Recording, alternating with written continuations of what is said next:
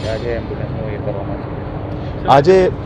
આજે અમે Vadodara gas limited દ્વારા કોર્પોરેટ સોશિયલ રિસ્પોન્સિબિલિટીની જવાબદારીને નિમિત્તે લગભગ 60 લાખની ખર્ચમાં અમે 4 એમ્બ્યુલન્સીસ આપ્યા છે. આજે વડોદરા શહેર અને વડોદરા જિલ્લામાં એક એમ્બ્યુલન્સ અમે આપ્યા છે. વડોદરા શહેરમાં વડોદરા મ્યુનિસિપલ કોર્પોરેશનના CHC માંજલપુરમાં આપીએ છીએ અને વડોદરા જિલ્લામાં જિલ્લા કલેક્ટર અને જિલ્લા DDO સાથે સંપર્ક કરીને ત્યાંના જરૂરિયાતમંદ PHC या CHC હોય ત્યાં આ ગાડી મોકલવામાં આવશે.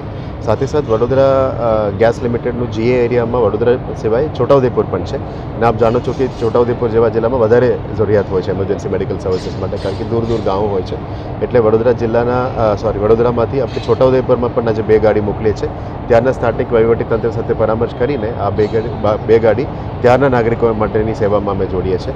આ ગાડી તમામ ફોર્સ મોટર્સના છે અને 4 ઇમરજન્સી ઇવેક્યુએશન એન્જિન્સ છે.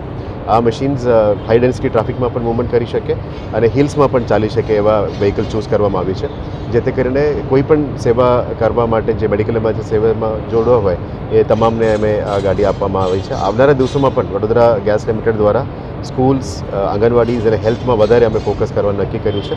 આજે અમારા સાથે મેડિકલ ડૉક્ટર્સ અને ટીમ્સ પણ આવ્યા છે.